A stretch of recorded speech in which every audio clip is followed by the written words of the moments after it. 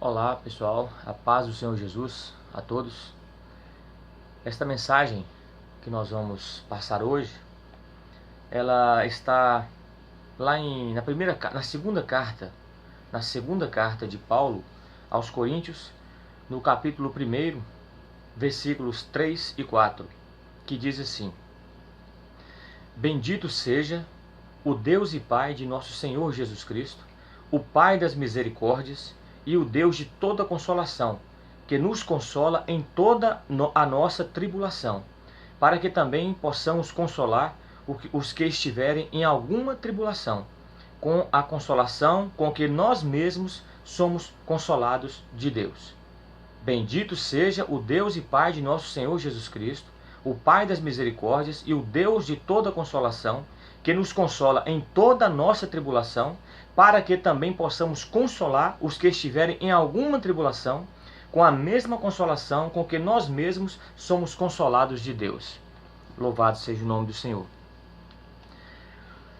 Com essa palavra, o que Paulo quer nos ensinar? O que o Espírito Santo está nos ensinando através da vida de Paulo aqui? Para entendermos melhor, eu vou usar aqui uma comparação. A palavra do Senhor, Jesus ele usava muito falar por meio de parábolas. E ele usava as coisas terrenas, muitas vezes, para explicar as espirituais. Porque as coisas terrenas, elas acabam facilitando o entendimento acerca das coisas espirituais. Então, eu vou usar aqui uma comparação muito interessante, que é com relação ao soro. O soro contra a picada da cobra, né?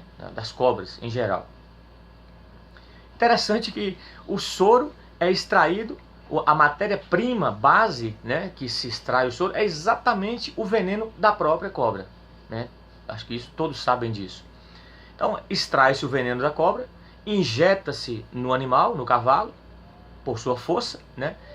E consequentemente os anticorpos, né, a reação do corpo do cavalo vai produzir ali, né, os anticorpos, onde vai ser tirado o sangue daquele animal, daquele cavalo, e aquilo vai ser transformado no soro antiofídico. Né, todos conhecemos essa bênção, né, que Deus de entendimento para o ser humano, para descobrir a cura para esse tipo de mal. Mas o que isso vai servir dentro dessa palavra? O que isso vai nos ensinar dentro dessa palavra que nós lemos? Primeiro, nós vamos ver o seguinte: a simbologia desses dois animais e dessa situação. A cobra simboliza o adversário, o inimigo. O veneno é aquilo que ele injeta na vida do ser humano, na vida do homem em geral. O cavalo, ele vai representar aqui quem? O servo de Deus. É uma simbologia, né? A Bíblia diz que Deus, fala assim, que Deus protege os seus filhos como a galinha, né? Protege os seus pintinhos debaixo das suas asas. Óbvio, é uma simbologia. Então, por que eu falo que o cavalo simboliza o servo de Deus e não o crente apenas? Porque o servo de Deus, Deus deu a ele a condição de suportar toda e qualquer adversidade que vem sobre ele. Todo e qualquer mal que venha do adversário em cima do servo de Deus. E há uma coisa tão maravilhosa nesse processo, que quando pega-se o veneno da cobra, injeta-se no animal, no cavalo, o próprio corpo do cavalo vai produzir anticorpos e vai transformar aquilo que era mal em bem. Então, a cobra simboliza o adversário, o veneno, o mal que ele nos faz. Porém, se quando o adversário injetar o mal na vida de um servo de Deus, esse mal vai ser revertido em bem. Porque o servo de Deus, ele vai estar revestido pelo sangue de Jesus, ele vai estar preenchido pelo Espírito Santo, e a força que há nele não é dele, mas é de Deus. E a palavra diz que Deus não permite nós passarmos coisas maiores do que nós podemos suportar. A dose injetada em cada animal é de acordo à força de cada animal. Então tudo aquilo que vem sobre nós, da parte do inimigo, da parte do adversário, sobre a vida do servo de Deus, para poder destruir o servo de Deus, a reação do corpo espiritual, da vida desse servo de Deus, é exatamente o oposto. Ele vai transformar aquilo que veio para destruir, aquilo que veio para contaminar, para enfermar, ele vai transformar em remédio. Mas qual o objetivo? Qual o objetivo? É para benefício do servo? Não. E isso Paulo fala. Paulo diz: bendito seja o Deus e Pai de nosso Senhor Jesus Cristo, o Pai das misericórdias, o Deus de toda a consolação, que nos consola em toda a nossa tribulação. Mas olha o motivo, olha aqui o objetivo que Deus faz isso. Não é apenas para nos consolar, não é apenas para nos confortar. É para quê? Paulo fala assim: para que também possamos consolar os que estiverem em alguma tribulação. A vida do servo de Deus é isso. A vida de um servo verdadeiro é isso. É quando ele sofre, quando ele enfrenta tribulações, tempestades, coisas vindas do mal, do maligno, ele reverte isso em bem, porque o poder de Deus está dentro dele. O poder do Senhor está dentro dele. Então ele transforma isso em bem, porque Deus age no seu corpo espiritual. Deus age em sua vida e transforma aquilo em bem para um benefício, para um motivo. Para quê? Para que nós, os servos de Deus, possamos ajudar as demais pessoas que também estão passando por tribulações iguais ou até piores do que nós passamos. É para adquirirmos experiência. Experiência. Não para guardarmos conosco, mas para usarmos nas outras pessoas. É isso que Paulo está falando. Que nos consola em toda a nossa tribulação, para que possamos consolar os que estiverem em alguma tribulação, seja ela qual for, com a mesma consolação, com a mesma consolação com que nós mesmos somos consolados de Deus. Meus amados, nós não fomos chamados apenas para ser salvos. Glória a Deus por isso, porque também fomos chamados para salvar outros, para sermos instrumentos nas mãos do Senhor, para falarmos das experiências que vivemos. Mas isso só acontecerá se nós entendermos qual o propósito de Deus na nossa vida. Por que o Senhor nos chamou? Foi só para nos salvar? E os talentos que o Senhor nos deu é para enterrar ou é para ser usados para a salvação de outros? Há tantas pessoas carentes, desejosas do Senhor, precisando de uma palavra, de uma orientação, de uma direção, precisando de consolação.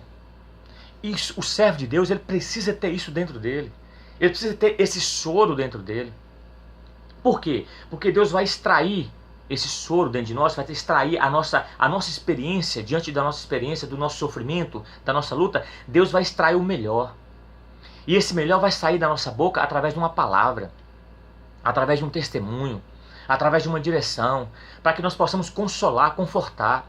Então, há tantas pessoas precisando de uma palavra, de um auxílio, de uma ajuda.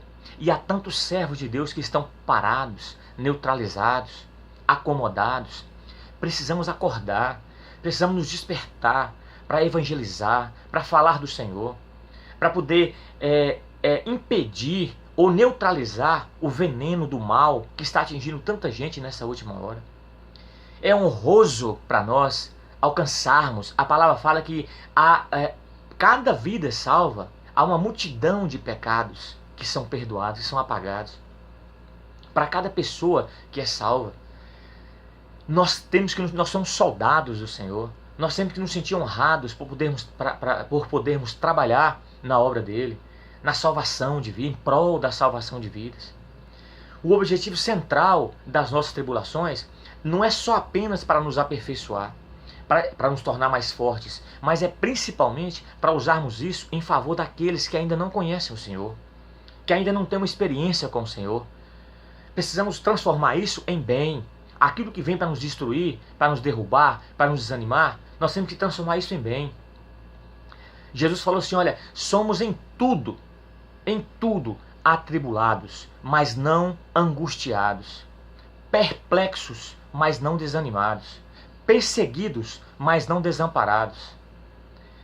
Nós temos que lembrar que o Senhor é fiel em nossa vida e que há um propósito pelo qual Ele nos chamou, que é para salvar outros, que é para falar do Senhor, que é para assistir as pessoas.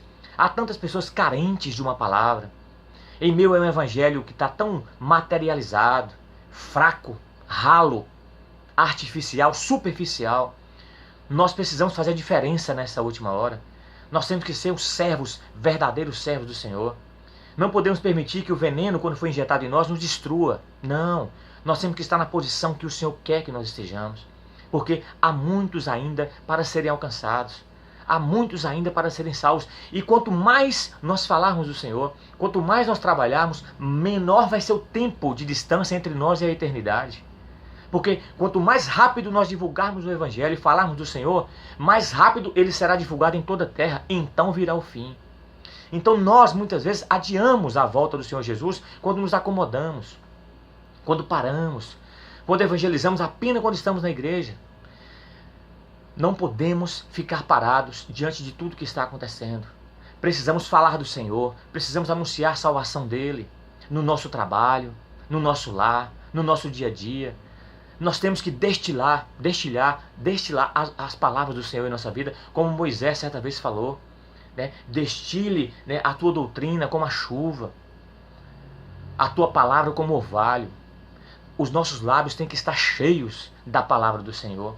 Não é divulgar o que nós achamos ou pensamos, divulgar a salvação em Cristo Jesus. Divulgar a esperança eterna, da vida eterna. Divulgar que Cristo tem um mundo melhor, tem uma vida nova para nos dar. Nós somos bem-aventurados. O Senhor nos chamou para lutarmos nesse exército celestial. Para ganharmos vidas para o Senhor. Foi isso que Jesus falou com os apóstolos. Olha, eu vos chamei para que vades e deis fruto e o vosso fruto permaneça. O inimigo tem feito com que muitos servos do Senhor nessa última hora fiquem parados, acomodados, neutralizados.